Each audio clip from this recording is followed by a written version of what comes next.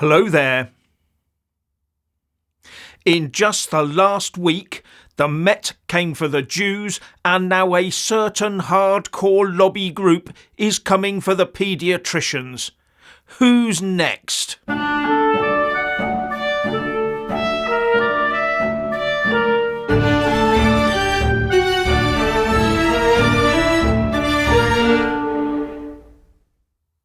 So a Jew, the chief executive of the campaign against antisemitism, Gideon Falter, faced arrest last week for being openly Jewish. But now a qualified clinician, Dr. Hilary Cass, comes out with a landmark report on the transgender debate that a hardcore minority vehemently disagrees with her about, to the point that Dr. Cass has been advised to not use public transport in future. Dr. Hilary Cass has criticised the spread of disinformation around her report, including from a Labour MP, as she revealed she had been told not to travel on public transport over safety fears, reports The Telegraph. And a part of the problem, said Dr. Cass, is the misinformation spread by certain so-called influencers and one particular politician, Dawn Butler. If you deliberately try to undermine a report that has looked at the evidence of children's healthcare, then that's unforgivable. You are putting children at risk by doing that, she said. As a society, we have lost the plot, and the government and police have lost control of the streets. And did you realise that there's an underlying increase in antisocial behaviour right now, with a Lib Dem Freedom of Information request to the police showing that police forces are taking 3 hours and 40 minutes to respond to reports of antisocial behaviour? That's a 37% increase in time from 2 hours and 44 minutes. Some people had to wait 17 and a half hours. The yobs must be hooting with laughter. And you have to ask whether that's down to the police giving up under a swarm of lowlifes. There seems to be a slow collapse in law and order going on across the country right now, from high-level fraud to shoplifting to mindless violence. As a society, we have become intolerably tolerant of criminality and antisocial behaviour. Whether it comes from state actors, corporate criminals, organised crime, political activists, plain low-level thuggery, or intense anti-UK activism. We are ripping ourselves apart, or more accurately, allowing minorities to rip us apart. And the Met Police, for example, is falling over itself, having to issue not one, but 3 apologies, each one apologising for the last apology, over the threat to arrest someone last week for being openly Jewish near a pro-Palestine march. The Met must have been watching that police parody video on Twitter. Now, the man concerned, Gideon Falter, has said he will be going on a walk in London next Saturday. So a Met superintendent has sent him an email noting his intention to protest, and said that they will help him facilitate that protest, i.e. control that protest. To which Mr. Falter politely replied, "Thank you for your email. I am not planning a protest on the 27th of April. I am going for a walk as a private individual. I have not yet decided where I will walk. However, it is likely that whilst walking, I will be quite openly Jewish. Others might decide to join me. They might not. That is a matter for them. They might also be quite openly Jewish. They might not. That is also a matter for them. Since you have made contact, however, please urgently address the conduct of the Metropolitan Police Service last Saturday. I look forward to hearing from you by return. Regards, Gideon." I wonder if the Met Police will now attempt to start regulating the perambulations of Jews on Saturdays, or any other day the pro-Palestinians decide to put on their protests. I mean, what Mr. Halter appears to be putting together is a friendly little rambling club touring some of the nicer parts of London. Absolutely no harm in doing that, is there? As long as the streets of London are safe for all to traverse, of course. The Met's response to this will be very interesting. Now, before I get on to Richard's sermon, last week I published a video of YouTuber Maya Tusi speaking at a UKIP patrons dinner. Well, he wasn't the only interesting speaker there. Political analyst and journalist Joseph Robertson was also present, and he had some very thought-provoking stuff to say about the lack of true conservatism with a small c in UK politics today. Joseph. Thank you very much, Ben. Well, I've got to say, one of my earliest political memories, just not quite 20 years ago, was receiving a yellow and purple leaflet through my letterbox in North Shropshire at the time. And for those of you who know Shropshire, it's a very rural county. People don't really talk about politics very much because they've all got real jobs to do.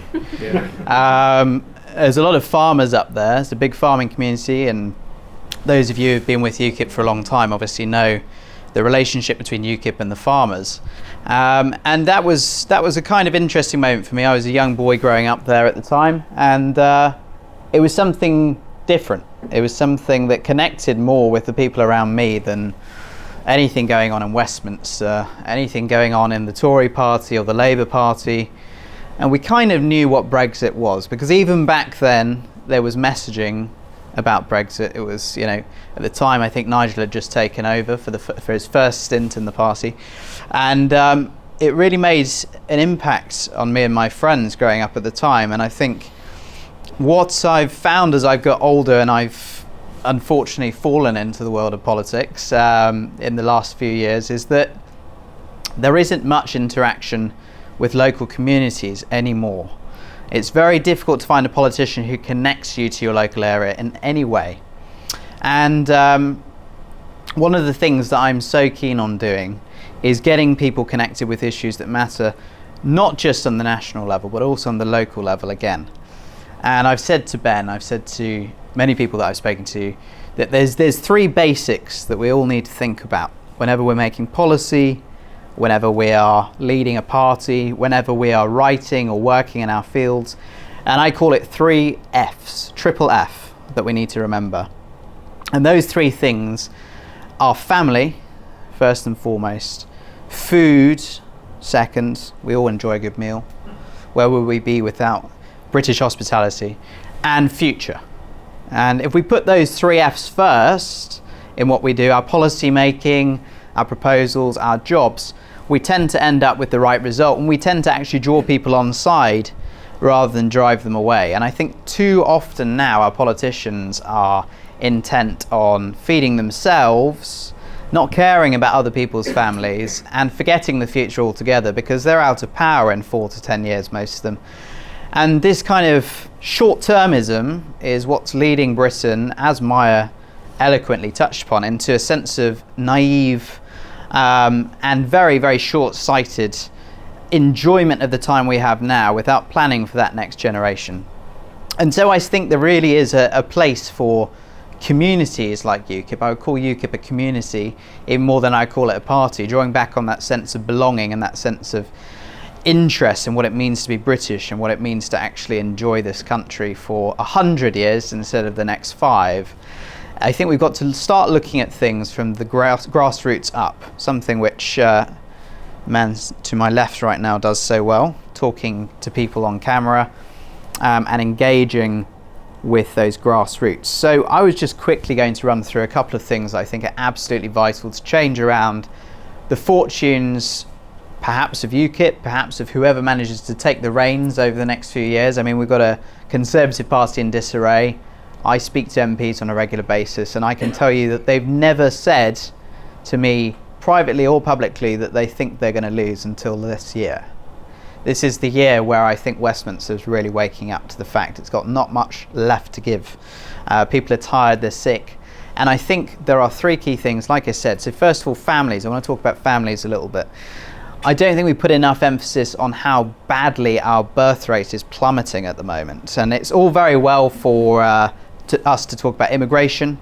Immigration we know is a problem, but there wouldn't be so much of a problem with immigration if there wasn't a problem in the first place with how many children we're having in this country. It's quite easy for the elites, for the new elites, as some people now call them, those kind of Oxbridge, classical Tory thinkers who are no longer conservative at heart, to say, oh, well, we could just replace our population. We could replace it with new people coming in for new opportunities from foreign lands. And actually, that has a kind of fairy tale quality to it. If you believe that's actually how immigration works, it sounds great. Why not just replace people? They all share the same values as us, don't they? Well, they don't.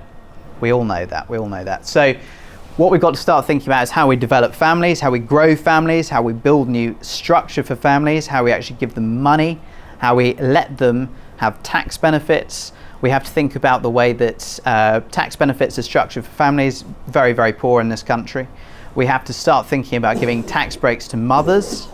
We have to start thinking about getting new couples on the housing ladder.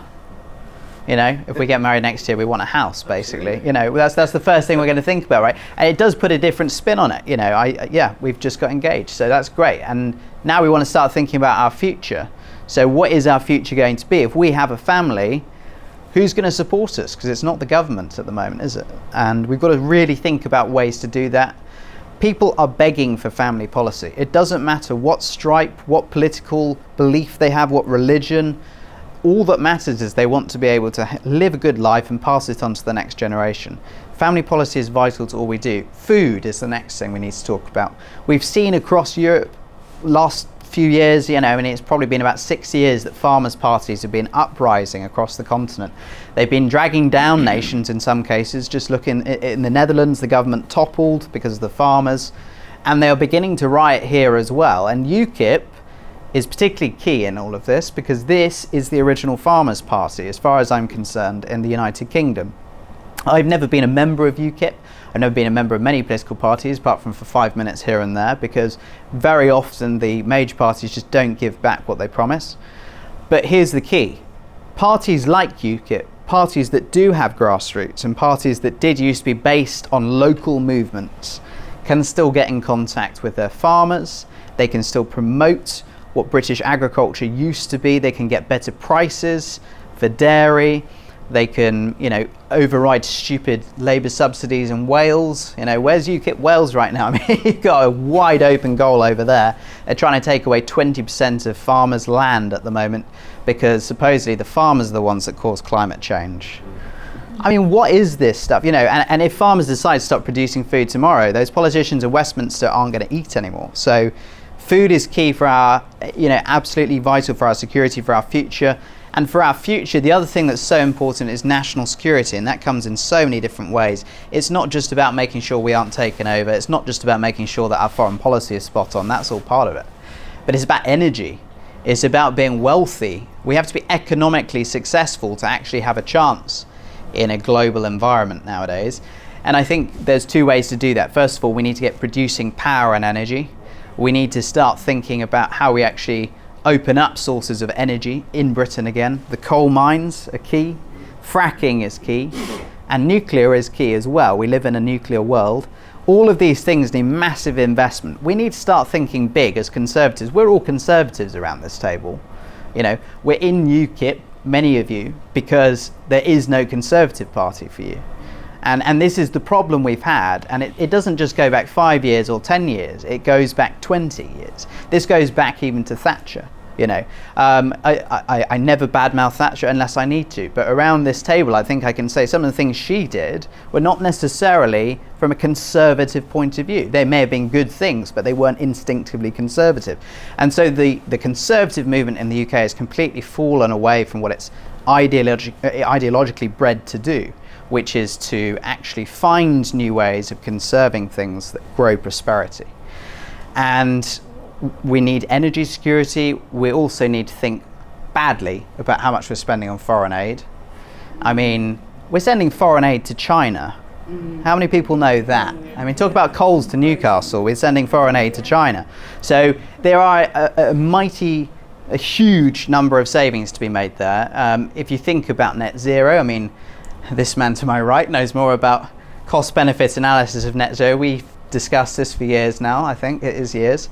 And if we cut back on net zero policy, if we cut back on the ban on internal combustion engines, overnight would save 276 billion to the taxpayer. How many people know that statistic in the wider public? You know, there's so much to do with this kind of messaging. I've always imagined that figure on a billboard as you're coming into London.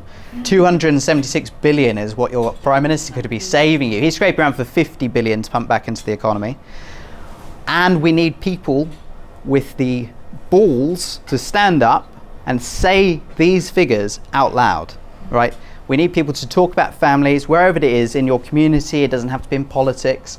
Business is so much more powerful than politics a lot of the time. Politicians just want to line their pockets when they leave politics. So give them industries to do it, which are family friendly, which think about food production, which think about energy security in ways that we're just not doing now. So I guess my message this evening, really, to sum it all up, is to think big.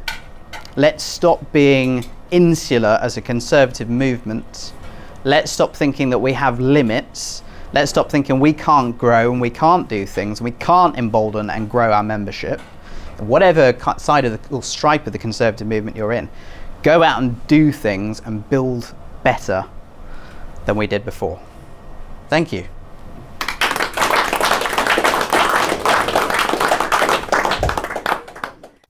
So I hope you enjoyed that. And now, over to Richard. Okay, so of course only one story was going to be the focus of my Sunday sermon, because this is the week that saw Bishop Marie Emmanuel being attacked with a knife in church. And actually, this is going to sound crazy, but I think we should thank God for that attacker, because the bishop's response, where he laid his hand on the person who had just attacked him and he prayed for him, an act of pure evil was turned into an indescribable act of love. And were it not for that young, deluded man who attacked him, the world would not have been reminded of this message of love, the message of Christ. God will decide when Bishop Marie Emmanuel will die, not someone following a belief system based on hate. And the failure of the assailant's knife to open proves that the bishop was held in the hand of God. No, that young man had no chance of killing him, not on that day. Clearly, God has work for the bishop to do. Now, we all know these people walk amongst us, these attackers, and wish us harm. And many innocent people will die, as innocent people have always died. And believe me when I say, I know the anger that many of you have towards the perpetrators. I also find myself with this hate in my heart.